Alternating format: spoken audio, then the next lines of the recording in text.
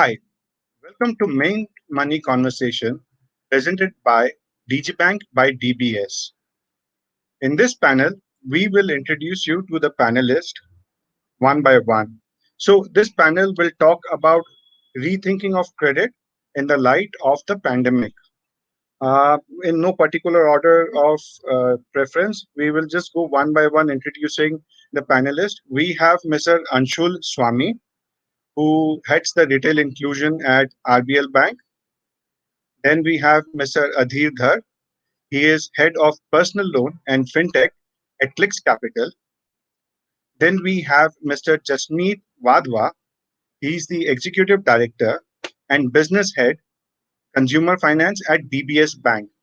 We will soon be joined by Mr. Adhil Shetty, who is the founder and CEO of Bank Bazaar. Along with me, I have my co-host Renu Yadav, who is assistant editor at Mint. So, welcome you all to Money Conversations. Um, I will just throw open the conversation, this panel, starting with first question, which is also part of the title that we have. So, just wanted to ask you the first question with, you know, it's been said that this pandemic for credit will be similar to what demonetization was for payments. I just wanted to know your views in terms of whether do you agree with that statement and how do you see the pandemic changing the lending? So, any one of you who would like to go first? Dinesh, can you hear me? Yes, I can. I can go first. Can you hear Dinesh, me? can you hear me? Please, please. Yeah. So this is Adhil Shetty speaking. So I'd say that what the pandemic has done is given a very strong push for digital access to credit. So it is very specifically that when we talk to consumers today at Bank Bazaar, we find that they do not want to go to a branch. They frankly actually don't want anyone coming home to collect any documents. They're saying that, can we do everything electronically? Can we do this without having to meet anyone? And I think fortunately for us, the RBI started allowing video KYC in January 2020, literally 60 days before the pandemic hit. So the big shift, I think, is movement towards digital or contactless delivery of credit cards and loans. If I may just add, I'm not too sure whether I'm audible, Dinesh. Yes, you are audible. Yeah, thank you. So this is Adhir. So, I would just like to add that currently what's happened is that, what demonetization, what not was to payments, what UPI was to payments essentially, is what is happening today because of pandemic. It has really accelerated the whole digitization focus for even the larger banks, which earlier thought it was difficult to move in that direction because they have archaic systems, they have large systems, they have lines across various products, and they would think 20 times before disrupting anything. But it's kind of forced upon each one of the lenders that people have to digitize. Like Adil mentioned, it was a boon that certain things happened.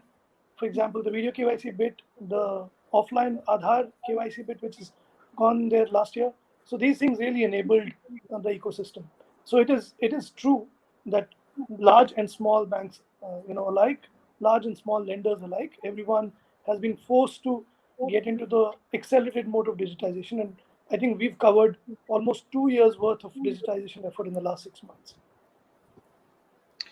Yeah, this is Jasmeet here. Hi, thanks for having me. Hope you can hear me. Okay, so thanks, Adhir. I think I completely agree with you. The only area where I would have a slightly different view is for us as a bank. I think the existence came into play because of the need we felt for a digitization. What this has done is this has kind of forced it into focus. And if you look at the lending value chain as a whole, there is of course the identity and KYC which we spoke about. But beyond that, the underwriting, the disbursement, the servicing, all the rails were already in place. It was just about plugging them. So this is exactly the shot in the arm that was required to sort of get it going at an industry-wide level across products. I agree. Hi, Anshul here. I slightly have a different perspective on this because, see, like what was being said, that the rails were already there. This has just fastened it. But has it fastened it for all the segments? No, it's not. Actually, where it's helping us is small ticket loans, credit cards, or small micro business lending. But when it comes to some of the other product categories, I think still a lot needs to be done. No doubt about the fact that the pandemic has made everybody think about it and has ensured that whatever tech development, say for video KYC or anything else was done at a faster pace. So yes, it's helped accelerate it, but I think there's still a long way to go to ensure that we are able to do it for all segments.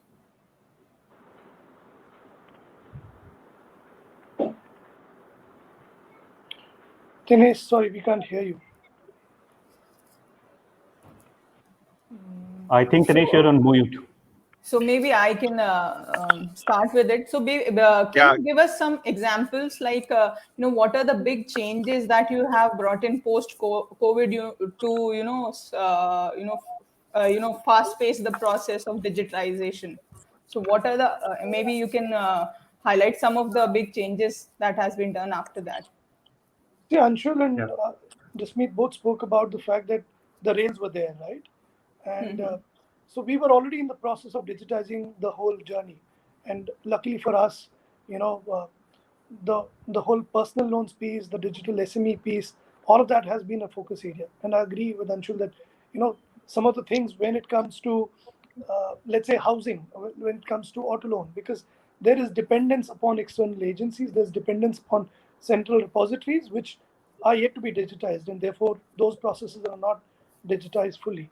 But for us, the last leg of meeting the customer for KYC and for fulfillment, that was the only leg which was really left for us to digitize as a lender. We were always onboarding digitally, we were always underwriting digitally.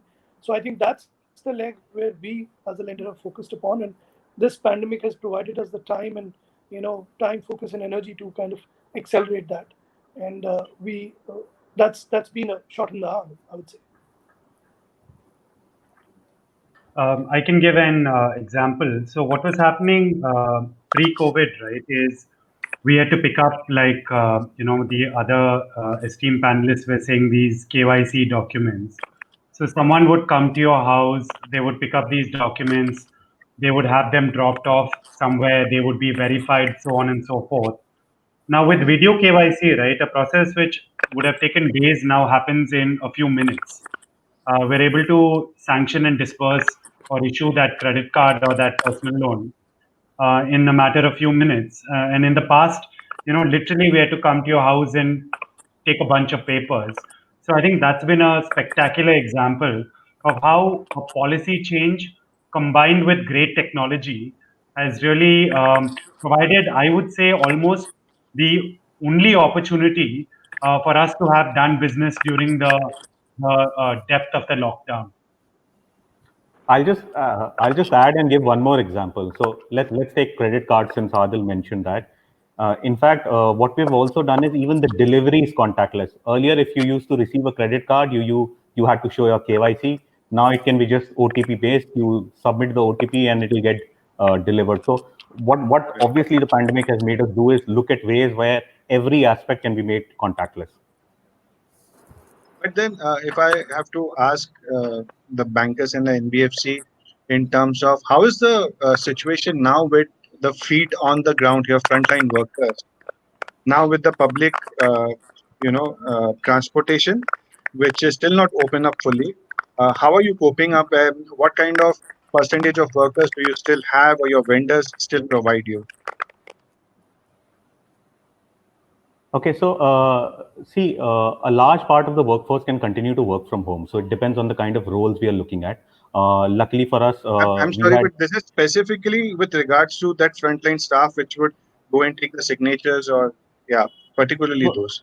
so which is what has happened is that since you've been able to come up with these solutions where you can get an e-mandate signed digitally, or you do video KYC like Adhil was talking about, or you deliver it in a contactless way, it is ensured that the requirement of people who need to go to the customer's house is drastically reduced. Obviously, in smaller towns and semi-urban areas, the markets have opened up much more, and obviously public transport does not matter there. But I think these digitizations have really helped us, at least in the urban and metro markets. Yeah, I would say that it's a combination of a few things, right? For us, the experience is slightly different because we've had to do more of the same. So it was not really new for us. If we talk about, what was being spoken about by Anshul, that staff are working from home, and Tinesh, to the question that you asked about feet on street, that was never really a model for us. But yes, to the extent that it required fulfillment of a KYC biometric, yes, that was impacted for the time that it was. I think we've also learned to figure out that some of the digital methods which were previously alternatives, whether you talk about even a verification, now become a necessity. And I do think that there is still recovery underway, because if you look at the retail originations and even inquiries, we're only 60% there of pre-COVID level. And of course, one could argue that's both a demand and a supply thing. But I still see there is work. It's not a perfect situation right now. Things will still take time to come back to the usual mode, if I can put it that way. Right. So, Dinesh, I want to add to what Anshul and Jasmeet said. I think some of these changes are becoming permanent. So, like you rightly pointed out, it is easier today to get around. But a lot of times, right, just from a safety reason, consumers want that contactless. So, we're seeing even today, right, 80% of our business is contactless. And if you ask me 1 year from now, I see that persisting. So I don't think this is adoption and it's going to fall away. I'm sure we'll hear the same thing from Adheer also. We expect this to continue to persist.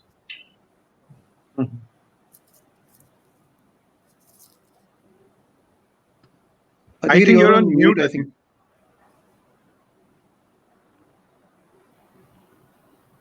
Can you hear me? Yes, we can. Right. So I was saying that I think that's right, because currently we would still want to believe that we are only 70% there for us to get to the fully digital mode. All of our journeys have to be fully digitized. Regulator is there by way of video KYC. Can you just speak a bit louder, please? Is it better? Sorry. Yes. So I was saying that the regulator has helped, obviously, with respect to solving for the ecosystem by way of KYC, by way of the video KYC and all. But it will take some time. For a lender like DBS, like Jasmeet mentioned, they were already doing what they're doing. They're just doing more of the same, right? A lot of us, because we were doing various kinds of lending products, we had to kind of evolve. I'm sure banking had a more widespread impact, and video KYC became a boon there. So to various lenders, various institutions, it was varying degree of impact. And like Jasmeet called out, I think we are still not even 75% of the inquiries on the bureau, right? And the added piece on that is that while you may see 75% inquiries, those inquiries are not giving you the same amount of throughput as they were giving you pre-COVID, right? If you were getting a 60% throughput on 100 inquiries, now that's down to about 40, 45.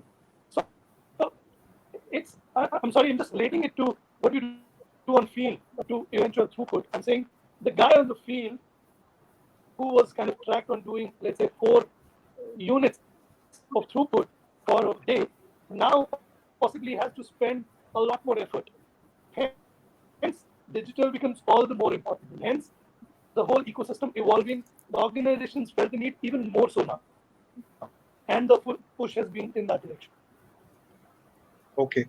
Adhil, we'll also maybe need to fix a few things. I think your internet connection is slightly bad because your voice was slightly muffled. So we'll again get back to you. But moving on to the next question, Renu. Yeah, so maybe I'll start with the bankers. So when moratorium was introduced, so many of the bankers were, unsure what will be the impact of the COVID pandemic on the borrowers. So they had, made the lending criteria strict, and they have admitted it. So I want to ask you that has things changed, after the moratorium is over? Is there any change in the lending criteria after moratorium? Okay, then you're right. Actually, more than tightening, what had happened is in the months of April, May specifically, everything had come to a standstill. So there's really not much lending happened.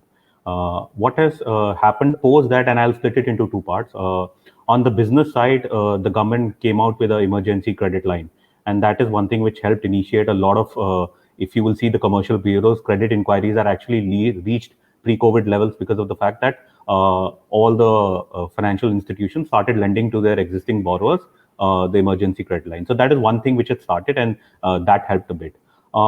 Coming back to whether things have become stringent or not, see, what has happened is over times, most of the financial institutions have evolved into using the bureau very aggressively, and the bureau is extremely robust and strong. Now, for this period of 6 months, there was not adequate information coming from the bureau.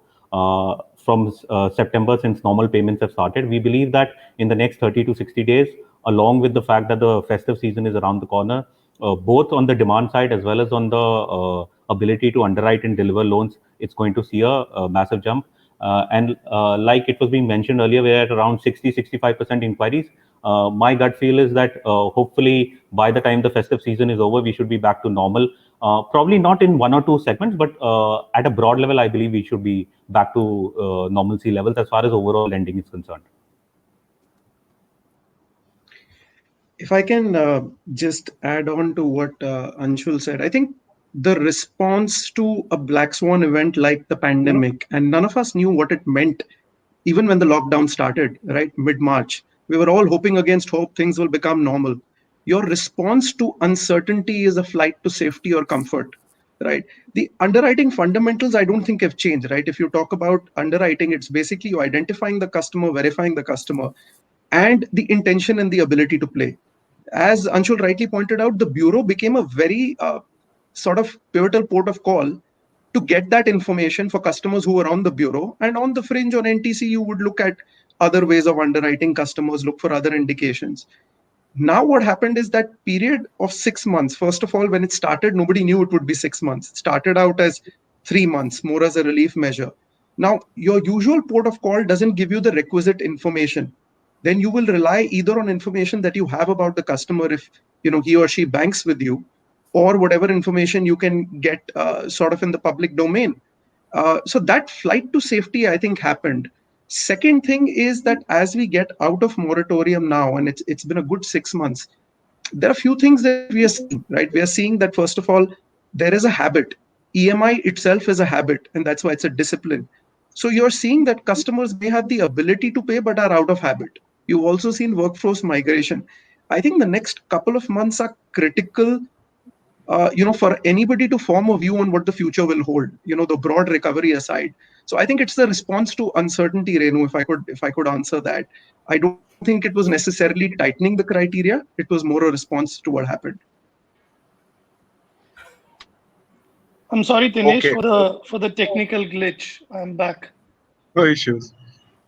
But you know, we have had mixed reports. So on one hand, we've had bankers telling us that uh, things will pick up around the festival, and at the same time, we have these global rating agencies uh, talking about Indian banking system will be the last one to recover from the pandemic.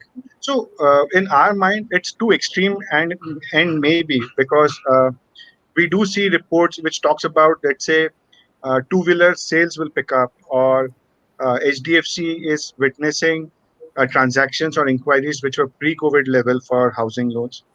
Uh, Without, I mean, being specific to anything, just wanted to understand that if we are talking about these two extremes, what sense do we make of it? If any one of you could take that question. See, I think, if I may, so I think what's happening today is there are two parts to the whole piece. One is the origination, and in origination, we are about, say, 60% of where we were on pre-COVID time, right? Like I mentioned earlier, while our inquiry levels, I'm saying across the industry, is hovering around 75% now, the throughput obviously has decreased. So even with 75% of the pre-COVID inquiries, we are getting about 40-50% of the business right now, which will possibly pick up further. Of course, it depends upon the kind of product that you're talking about. If you talk of a personal loan, a credit card, this is more uh, discretionary spend driven. So possibly that will still see some kind of normalization in the eyes of the customer.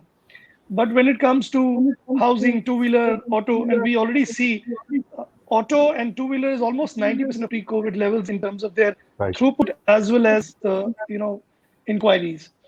So the second part, and which is what possibly the rating agencies are calling out, is the overall portfolio quality. And I think it is very, very important for all of us as bankers to tread very, very carefully, cautiously with restructuring, with whatever tools are there available, so that we ensure that the portfolio doesn't go out of hand. Because portfolio going out of hand could really mean a big dent. And the MSMEs and the corporate sector NPAs obviously create a larger dent. Retail at the end of the day is not the determinant of what the stress a bank will face. So larger banks with larger exposure to the corporate side will have to be all the more cautious about it, because there the pickup will be lagging behind the retail pickup. So retail pickup over the next 60 days, then that will result into some corporate pickup, and therefore there's a longer timeline for them.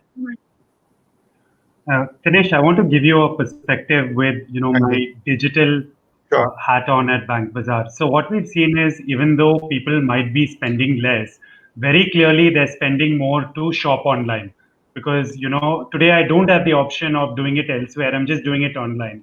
So credit card spends primarily driven by digital buying are already touching pre-COVID level.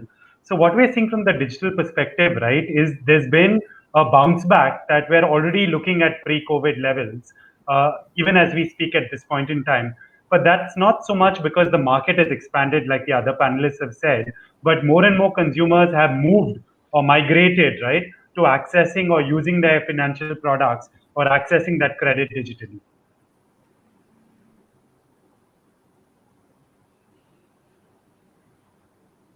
So if I just, I mean, in parts, some of you did answer the question, but if I just ask you to structurally talk about what are the expectations then you have from the upcoming festival season, what are the kind of pickup that you have seen? Maybe if there are some segments that you have seen having more demand than the other, can you just talk about a bit on your expectations and things that you're looking at for this upcoming festival season? Okay, so I'll take that first. See, just to give you an example, last year during the festival season, our card spends went up by around 28%.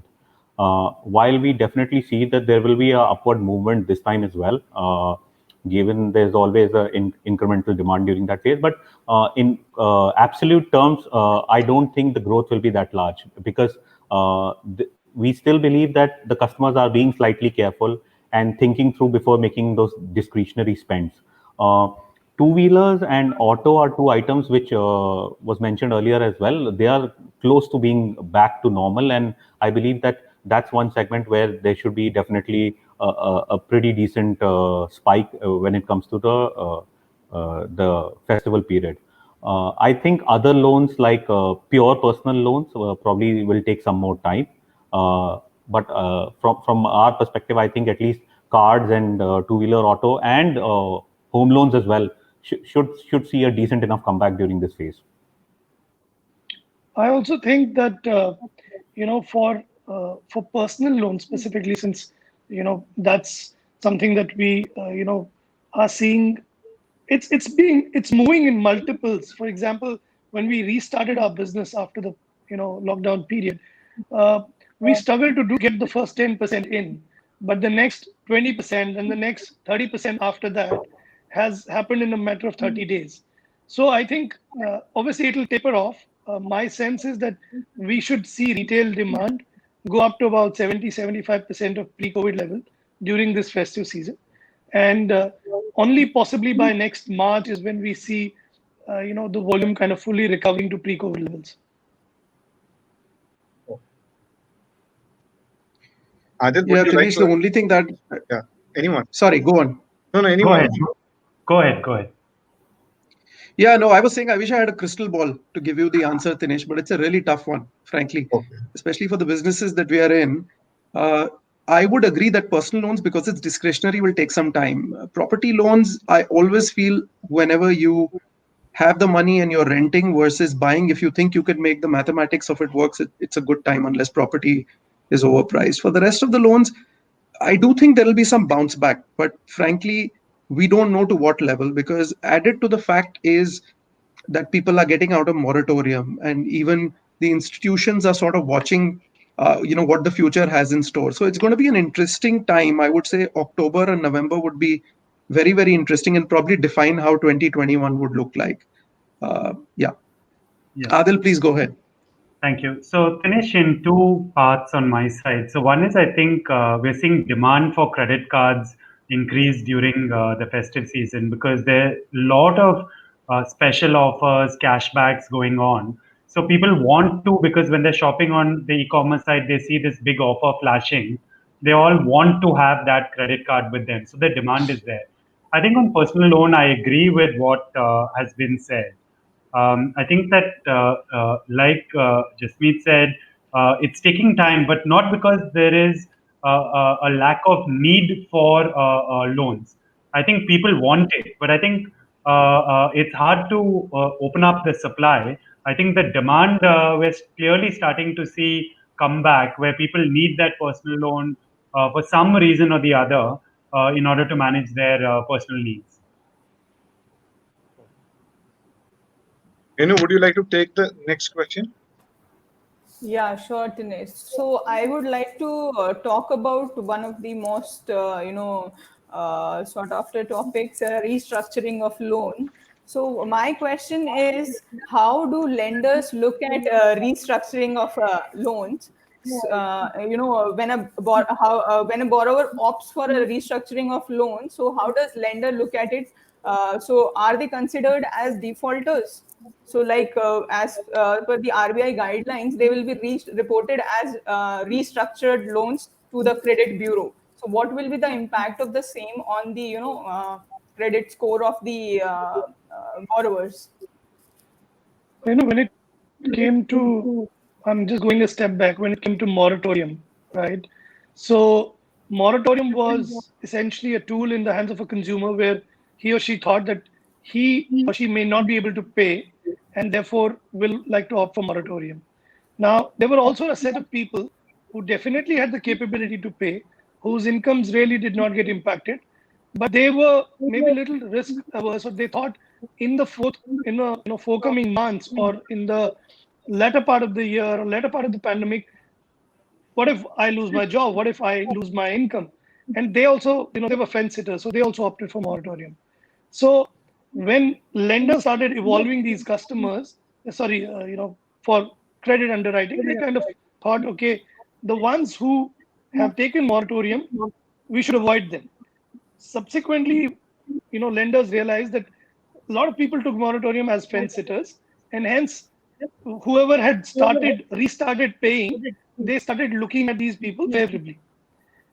But restructuring is very different. Now, restructuring is after the period of unknown. Pandemic was a very, last 6 months have been an unknown.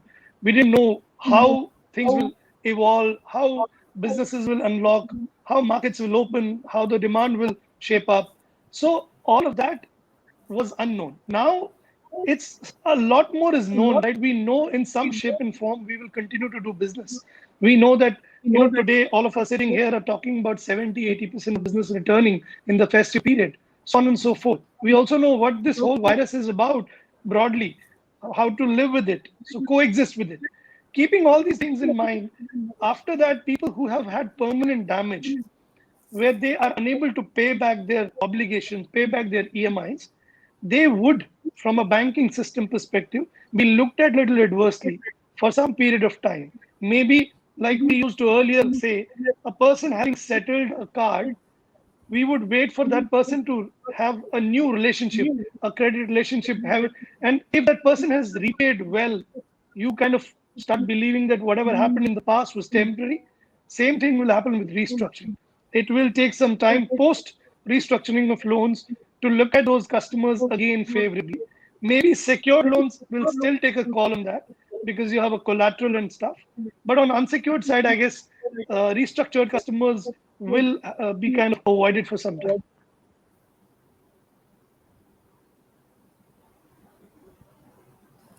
Maybe the bankers can put on some light on it. Yeah, this is a tough one. I was hoping you'd go alphabetically, but I'll wager an answer here. I think, in my view, it's not a yes or no answer. I agree with what Adhir said, and I think he's been quite candid about his view here. The challenge is that customers did take a choice, and some of them, they felt necessary because of their circumstances, and that's exactly why the moratorium was offered. And some of them chose to take a view basis their view on their future cash flows, even if they currently had not impacted. So when we educated customers, our view to the customers was, look, if you can pay, it is prudent to pay, right? Because at the end of the day, this payment will have to be done later. So regardless of what choice the customers took, it really now comes down to what are the various options. I would say restructure is one option, and of course, extension of moratorium selectively is the other option, right, on a case by case basis. I will say that bureaus will also figure out what is the best way to incorporate this event, right? Uh, my view is that this will be a determinant in future decision making because it was on account of lack of ability to pay. But we will have to come up with some kind of overlay given the circumstances. So, in a nutshell, would I say it would be something that we ignored? Probably not. But it would be a clear yes, no answer. No, I think we'll have to figure out how to deal with it. And it's too early right now to say. Yeah. I think also we need to understand that this restructuring is offered because your business has been or your cash flows have been impacted by a pandemic, which anyways you didn't have any control of. Any kind of past restructurings were because of business models going wrong and stuff like that. So there is one distinction which is anyways already there in the mind of bankers, that you're looking at customers who were very good pre-COVID, but because of the COVID period, they've got impacted. That's one part of it. The second part of it is, given that this restructuring, while there are broad guidelines which have been issued, a lot of it is a function of what the customer is asking for. And the customer also understands that will get reported to the bureau as a restructured loan. So I'll just give an example. A customer who comes back to me and says that I cannot pay anything for 3 months, another customer who comes back and says I can pay my interest, I cannot pay principal. You see, those kind of segregations will get created over time. So you can't say in black and white yes or no, but these segregations will get created, and that will finally go into the final decision making process as restructuring plays out.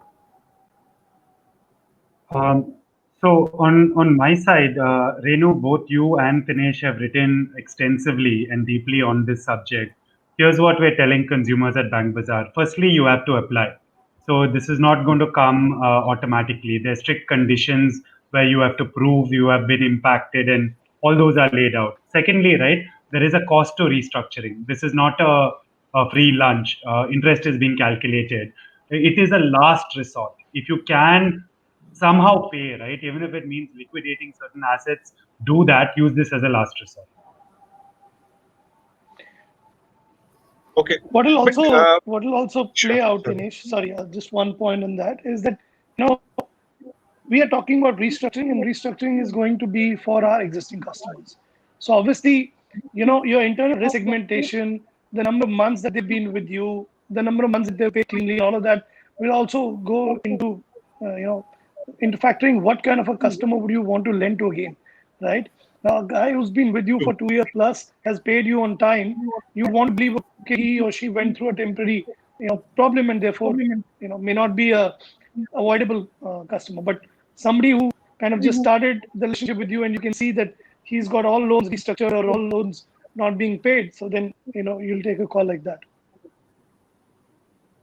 Okay, but one thing that I mean, I've just generally wondered.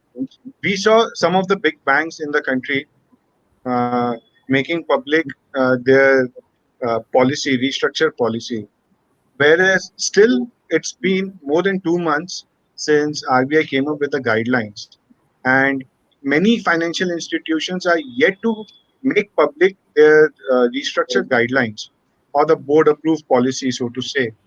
Uh, can any one of you just to make me and our viewers understand why this gap of 2 months and we still, I mean, some of the financial institutions are still waiting. So, Dinesh, I don't know which financial institutions you're referring to, because I think there was a clear mandate from the regulator as well as the government around this.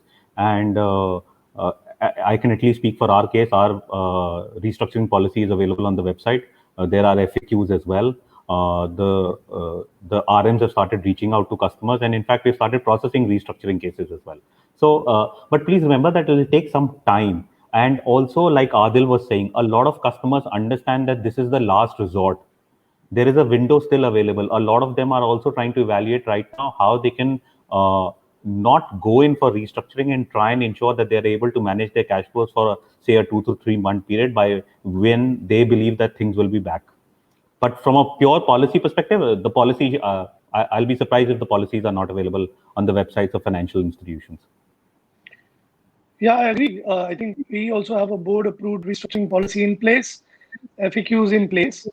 I think what's taking time is one, obviously, initial flood of customers wanting restructuring, then realizing that, okay, this does entail that I would still need to pay my loan, whether later. Second, also the fact that systemically you need to get your systems ready, right? See, please understand that by design, each uh, you know uh, system in a lending institution is designed to have a accrual of a EMI coming in at the end of the month, which is a part of principal and interest. And with moratorium, the systems were changed because you had to suppress that system, not expecting a EMI coming in and not aging the account in terms of DPD, right? Not making it an NPA. And now there's a further change in systems required where we are saying, okay, now we will either, and in the context of, let's say, cards and personal loans and, auto loans, restructuring was always a settlement, a lower rate, tenor extension. It was never a only principal moratorium, only principal plus interest moratorium. This is I would say, a hybrid state that the lending institutions have to get ready to. So while the policy is in place, but it will definitely take some time getting all the systems, bells and whistles in place.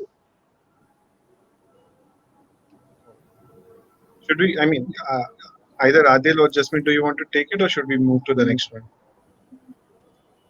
So I Maybe can, Dinesh, I we can agree. all. Yeah, I mean, I agree with what has been said. It's been a challenge of getting systems in place, but that's the bank and NBFC's problem, frankly, right? But from a customer perspective, I think the conversation is already open. It's also a decision, as Adil very rightly pointed out. Customers also have to understand and work through. This has implications. Yeah, so I think we can move to that unless Adil wants to add something to this. Let's move.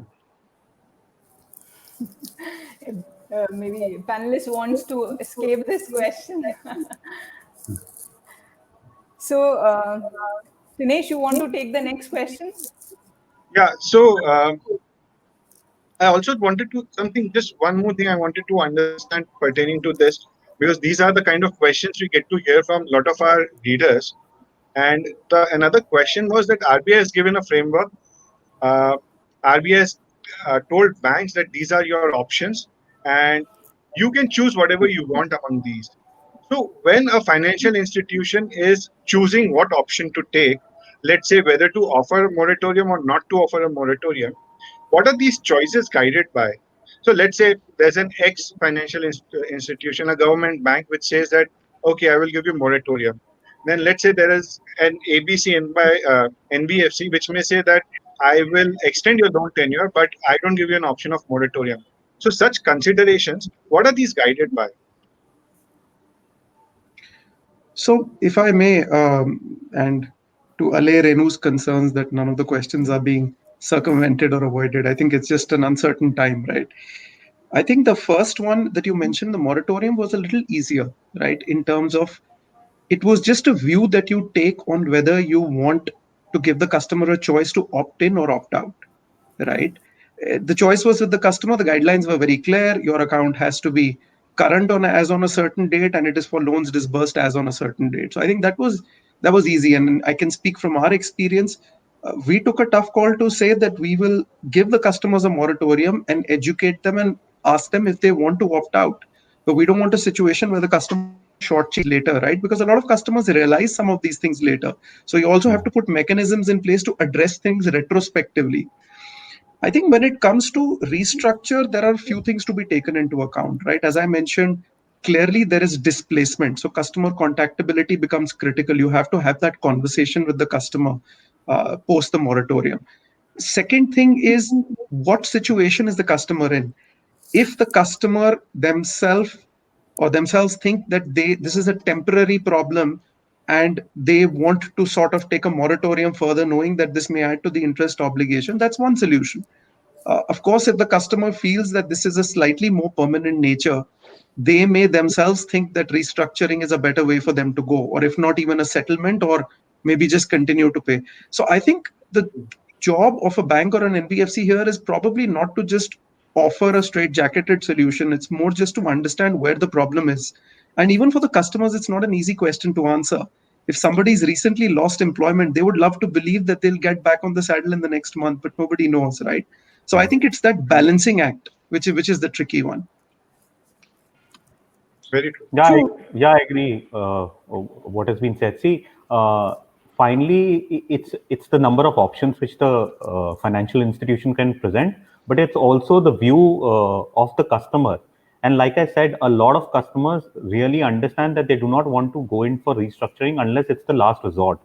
And for a lot of customers, they want to get out of it faster as well. So which is why I'm saying it depends. So say, for example, if I'm running a business, I'll just give an example. If I'm running a essential commodity business, probably I'll say I need 3 months of it. If I'm running a restaurant, it might be a longer requirement. So it can't be a one size fits all kind of a product that this is the product everybody needs to take. It'll be a joint conversation, and then we'll come back to a resolution or a final solution which will be acceptable to both sides.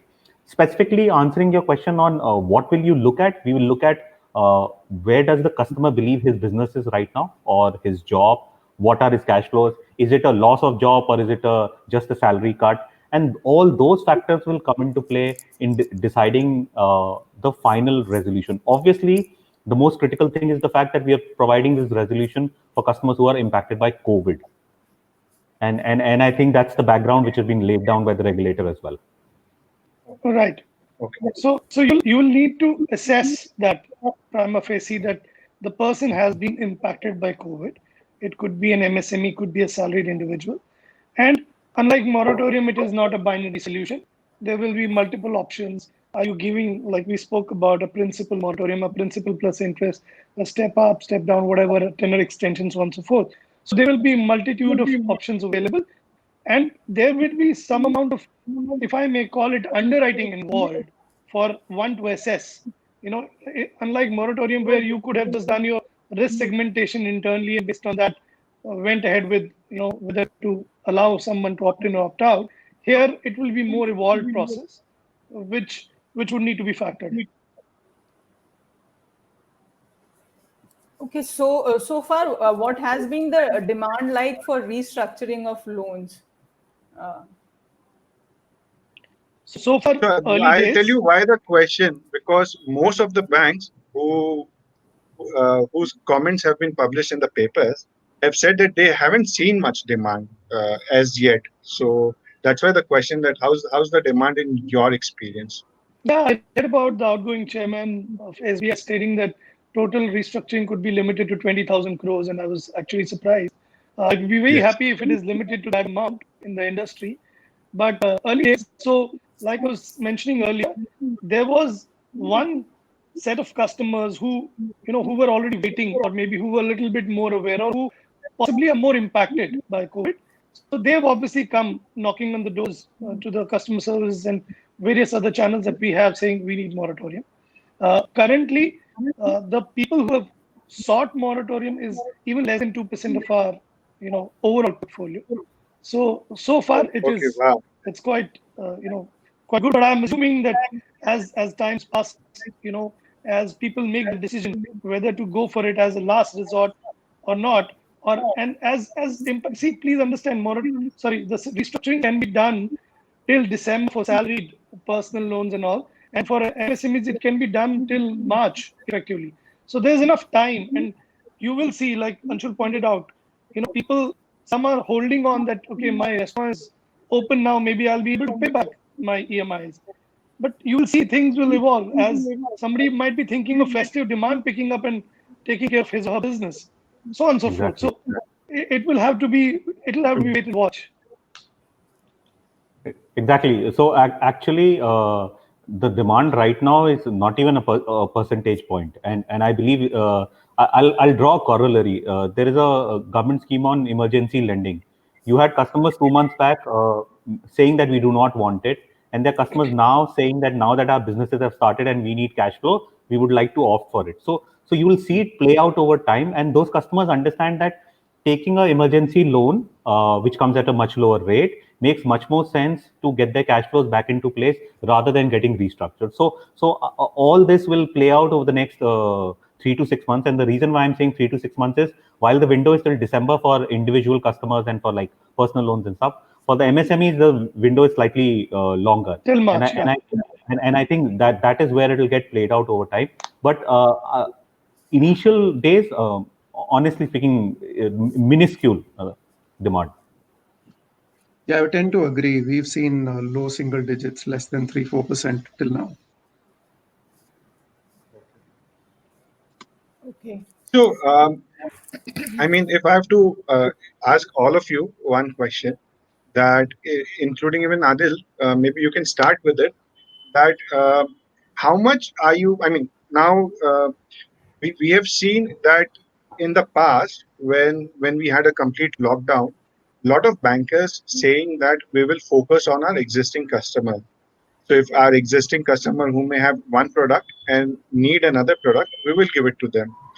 So how much are you approaching your existing customer for recurring business versus chasing new leads?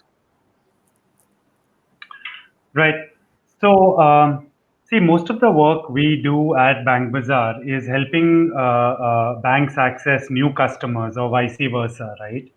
What I'd like to say, and my perspective, is that I think there's been a leveling of the playing field between existing and new customer. And explain, I'm going to draw on what the panelists have said, right? So right now, like Anshul said, the bureau is very mature. If there is one factor that every bank is looking into, is to see what is your credit score. It makes a big, big difference out there right now. Secondly, right, even if it's a new customer, we don't have to physically meet you, right? We are able to do the video KYC. It's 100% contactless. What I'm seeing, right, is the demand for new customers is starting to come back. And I think everyone realizes that there are so many millennials out there. These people might be, taken a loan for a consumer durable. They might have taken some kind of short-term loan, and now they're ready for a credit card, or now they're thinking about auto loan, or now they're thinking about a personal loan. I'd say that technology has become a great leveler. The same kind of risk analytics and the same kind of technology today, right, using video KYC, the same kind of onboarding experience can be offered for a new customer. So I personally, definitely, from the Bank Bazaar perspective, see demand for new customers increasing.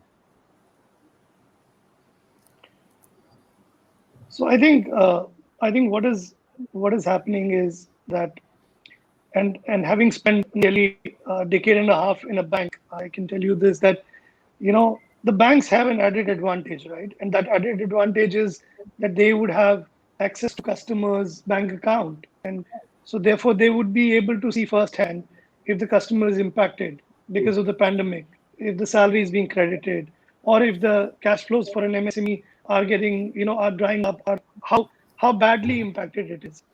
So that was also one of the reasons why the lenders were looking inwards, right?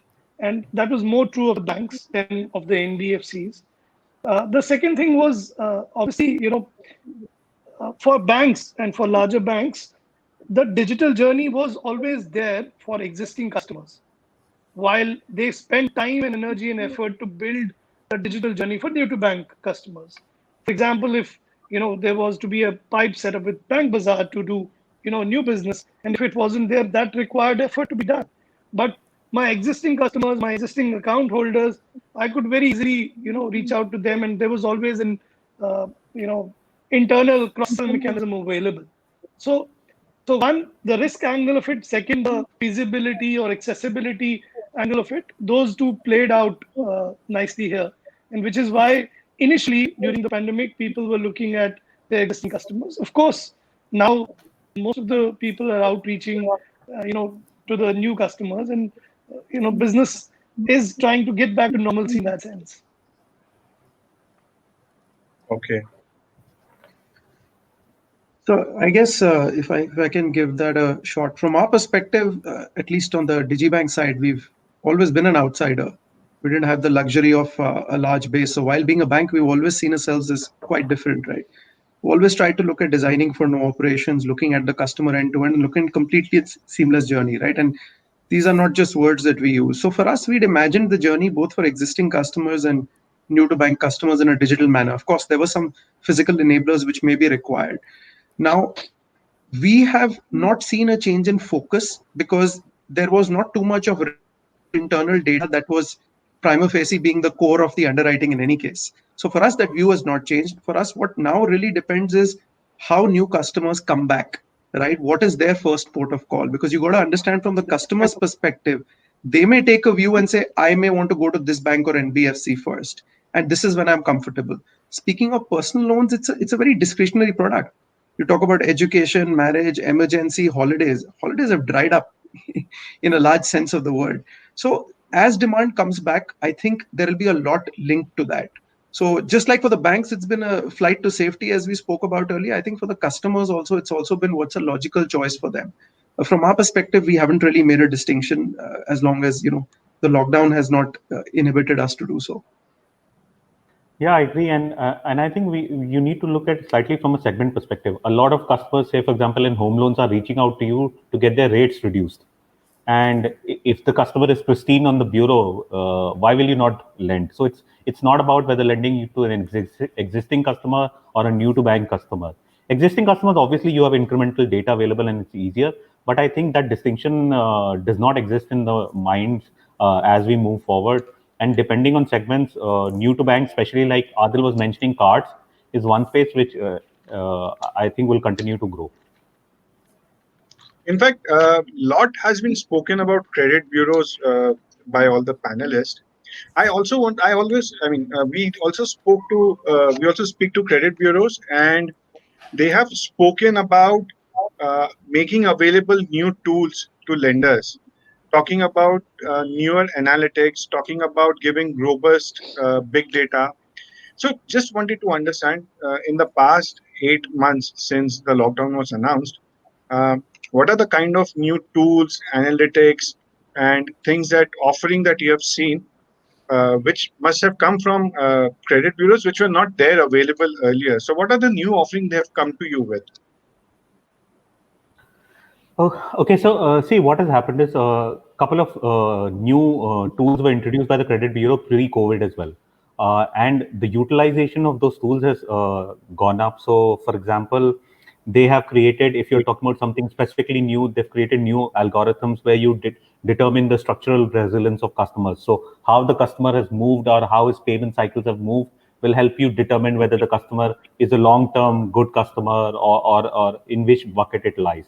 Aside to that, I think the bureau and the financial institutions now work so closely that our ability to call on them for any kind of incremental analytics or for doing data scrubs to see what's happening, as well as they telling us how our own portfolios keep on moving, has enhanced over time. And I think a large part of it was seen in the COVID period because given there was a pandemic, you realized the need, and then you said okay, fine, it makes sense to probably use each and every tool and use it on a much, if I may say, regular basis rather than say once a quarter or once in 6 months kind of a basis. So in that sense, the bureaus have been extremely helpful.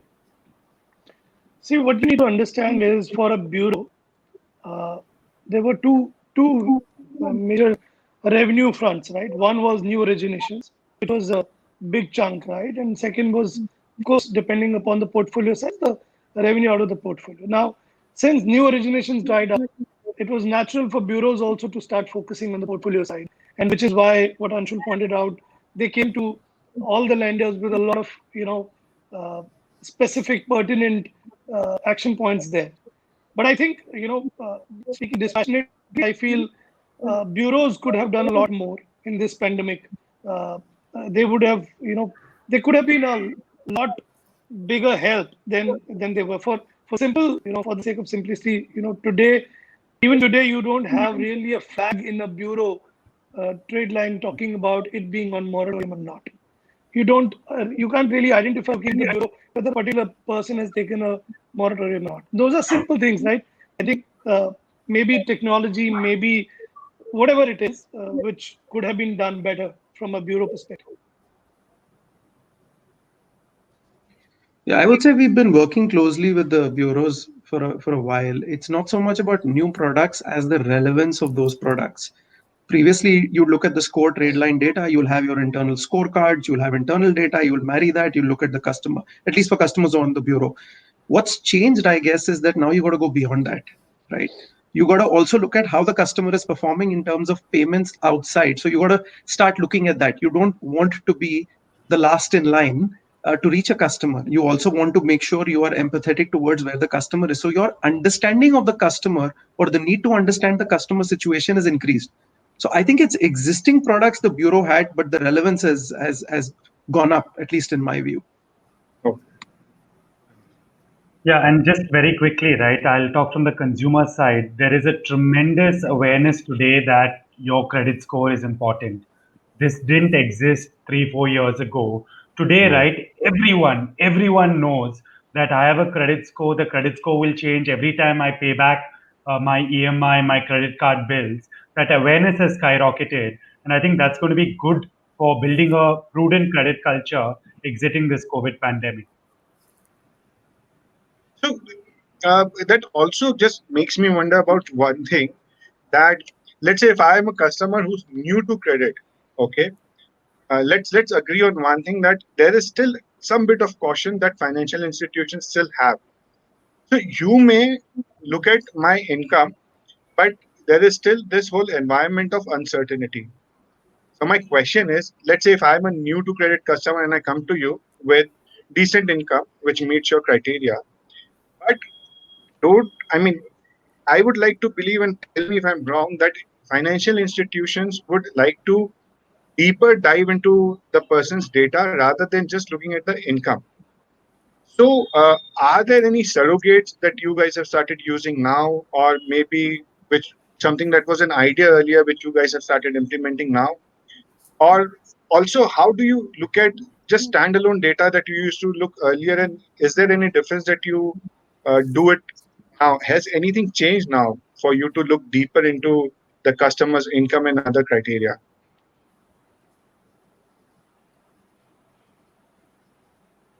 So I'll take that. So I think earlier, or it's been always the case that you are looking at income, which is the ability to pay, and the intention to pay for any individual when you are underwriting from a credit standpoint. Now, for a new to credit customer, of course, the intent to pay cannot be gauged because he or she may not have any bureau footprint in that sense. So you were always wanting to look at certain other factors. It could have been demographics in the past. It could, and as things evolve, alternate data has been looked at. So if I would call it from a pandemic perspective, nothing has changed. So our new to credit criteria always kind of factored in alternate data, factored in demographics, factored in the income, of course, and that continues to be the case.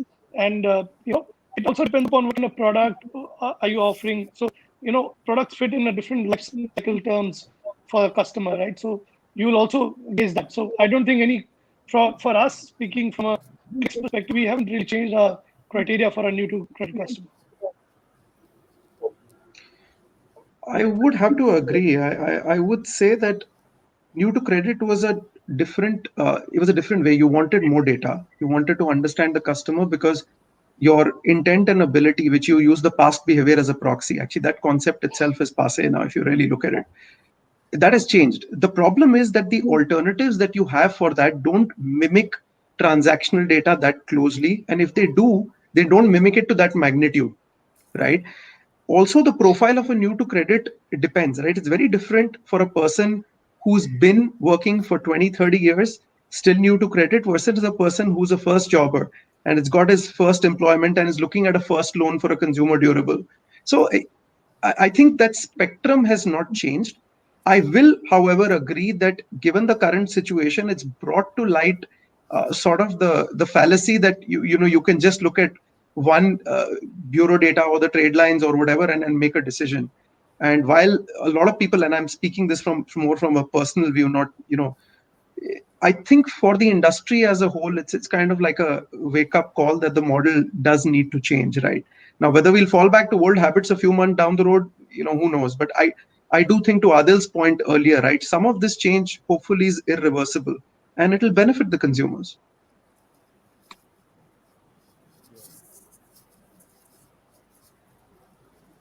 Um, okay, so we started from uh, the technology and the changing the changing way lenders are looking at uh, the new technology and the way lending is changing post COVID. There is an interesting trend that we have started observing.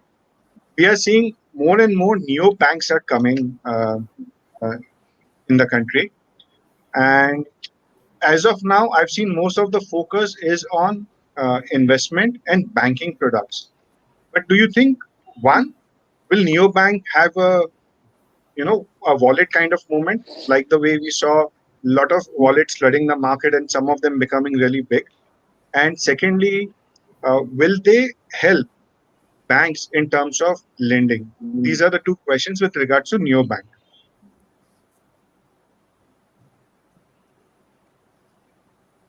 So I can respond with a general comment on that, Dinesh. Sorry, just a very quick one. Sure. Of course, time will tell, but I do think the challenge will be new banks will come with no legacy systems, right? So that's a big plus. No set ways of doing things. That's been an advantage, and as I mentioned before, that helped us as well in the way we were looking at things. But what really will determine success will be how the overall revenue model stacks up. There are multiple products that a bank does, or a different kinds of lending that an NBFC would do, or other products they would do. So to me, it would really be a success of the business model more than just about neobanks coming in, and that we'll have to wait and see, right? It also depends on how regulation shapes up. It depends on customer acceptance, and it really also depends on how we recover and how customers what they take back from this pandemic, right? Do they change the way they bank? Do they stick more to comfort and something that they believed in as we recover? I think all those questions. So I know it directly doesn't answer your question, but I do think it's hard to take a view on this at this point. Yeah, and Dinesh, I'd like to share my view just basis, a decade of partnering and collaborating with banks at Bank Bazaar. I think there are two parts to it, right? One is, can you engage and build a huge consumer base, right? And secondly, can you collaborate with a bank to give a value prop? What is the value prop?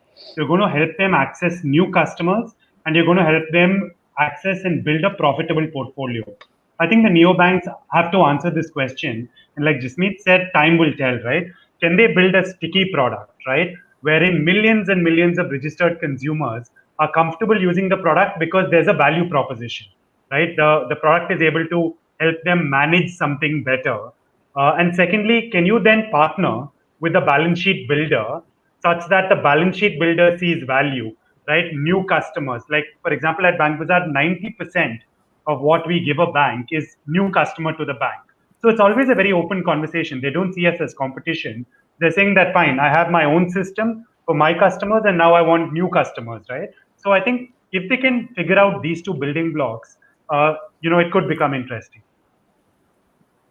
I quite agree with Jasmeet and Adil. So, for a neobank to really succeed, regulation will have to play a huge part. We've moved, we've taken steps in the right direction. That's one.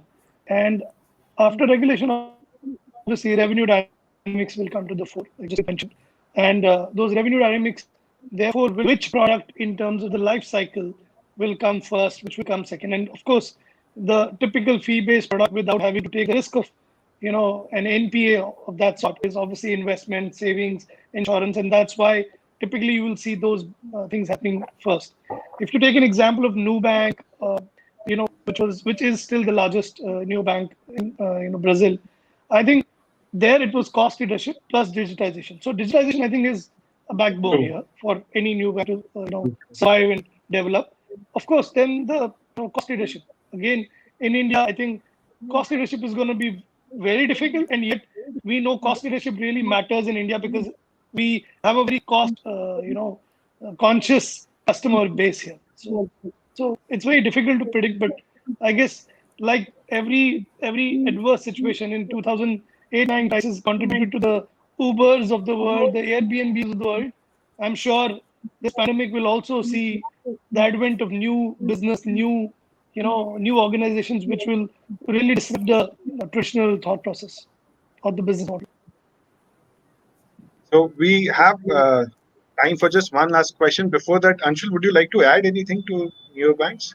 No, Question. I think everything has been covered. Okay. Good with that. One last moment. Let's start with Adil on this. So we have seen that using technology in the past decade or more, intermediaries in every segment, be it banking or insurance or other financial services segment, have really scaled up and become really big. Is this now the moment for intermediaries to do some kind of innovation to help banks, um, you know, uh, help banks with their lending? And have there been innovations happening? So just wanted to throw the panel open for this last question. So, for example, I think there have been some models which are tested or also probably put in practice where the intermediary and the bank share the risk on the loan. So if you can just one by one, starting with Adil, answer this question about innovation from intermediary side. Sure, sure. So, given that this is the last question, Renu and Dinesh, fabulous. You've really pushed us on all these questions.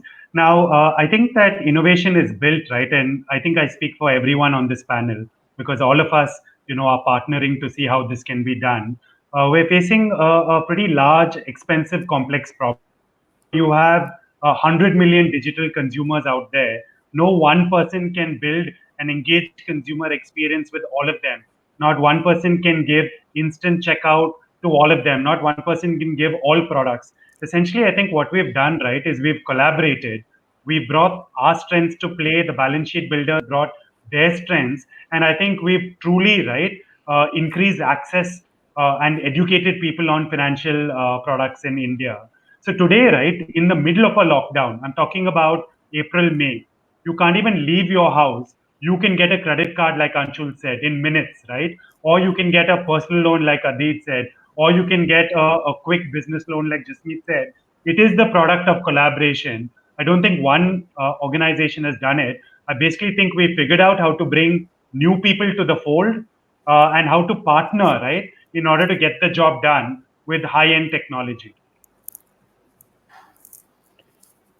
If I may just add, so one is what Adil mentioned. The other perspective is that, in a time like this, in the pandemic time, I think the intermediaries, that layer of, and and I would need to really commend the likes of Adil and everyone who have played such a huge part in really making the customer aware and helping so many lenders reach out to the customers in different parts of the country.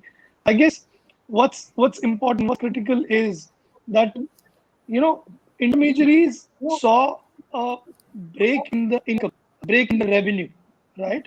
Because there's no annuity business, right? I think the need of the hour now is for at least the evolved players like Bank Bazaar and other such marketplaces to co-create product, share some risk with the lender, and because they're as what do I say, proficient at doing that as a lender would be, because they've been partnering with the lenders for a while, and that provides annuity business. That provides, a cushion in downturn as well. I think that's something intermediaries should start thinking about, and most of them would have. That's something I believe has definitely happened. See, as a bank, I think partnership with various kind of intermediaries has been something which we've been working on for some time, and that provides you the opportunity to not only take things to scale geographically or to new customer segments. It helps you even when you are a relatively smaller institution reach out. So that has worked really well. But let me answer it in a slightly different way. What kind of intermediaries do we need for the future? If we need to crack the digital, if I may call the holy grail of lending to micro businesses or to more and more NTC customers, we need more data intermediaries. We need to figure out a way by which create probably something like a bureau to get access to telecom data, to utility data, to insurance payment data, transaction data of FMCG companies, buying of a shopkeeper. Now, I think those are the data intermediaries, if I may call them, who are required for making a massive wave or a change in the future. At least that's how we look at it. So I would say we certainly are living in very interesting times, right? If I remember, I took a personal loan many years back to finance something, and the experience was very different than what it is today. I remember taking out my checkbook, giving PDCs. That doesn't seem to, and it's happened over time. So I think from where we were to where we are is a collaboration of an ecosystem. It's the regulatory framework, it's the technology, it's the open architecture. And I don't think any bank today can survive purely by saying that this is my customer. I think that territorialism is over. So I think that's a reality even today. Having said that, I do think there will be few new areas where this could happen. I think Anshul mentioned correctly data, right? We talk about because at the end of the day, for somebody who doesn't have the customer base, they're looking for a customer, they're looking for a data to underwrite them. I think more importantly, it's going to become a well-knit ecosystem where the loan does not necessarily need to originate from a customer's perspective with the bank. I'm very happy being in the background, be it co-lending or be it facilitating a transaction. I mean, banking will become invisible, right? So it's more about facilitating it. It's the need which needs to be fulfilled. So I do think there will be opportunities both on data as well as technology, and of course across the ecosystem. So, and I'm really excited that we live in these times where we have such conversations. This has been truly engaging, and thank you to Dinesh, you and Renu, and to all the panelists. I've certainly learned a lot. Hopefully, we'll continue the conversation offline and again in the future. Thank you again. Yeah, Many thanks for it was really all nice of you to being here. join us. Yeah. Thank you so much, Renu. Thank you so much, Dinesh. Thanks to all the panelists. It's been a learning and enriching experience. Thank you. Renu, Thank you. would you take the closing remarks? Yes, can I just ask the panelists to briefly sum it up? Okay, so in my mind, I think this phase of pandemic, the uncertainties and, continue. and give the closing remarks here, right? Sure, sure. The uncertainties continue, but I think, like it was mentioned by the other panelists, the ecosystem needs to come together and ensure that we are able to finally provide a solution and go as digital as possible. And I think I leave this conversation with that belief that we will all, outside, offline, come together and figure out more ways of being able to lend to this segment and to do better. Thanks. I think it's going to be about digitization. It's going to be about collaboration, and the whole way of doing things will evolve significantly. Not just when I say digitization, it just doesn't mean converting a physical process into a digital one. I mean, the process itself has to change. It has to be more productive. It has to improve throughput. I think trying times, very effective times to learn new things, and you know exciting, difficult at the same time. So and hopefully in the next 2 to 3 months we will also see almost 70-75% of the revenues in the business come back.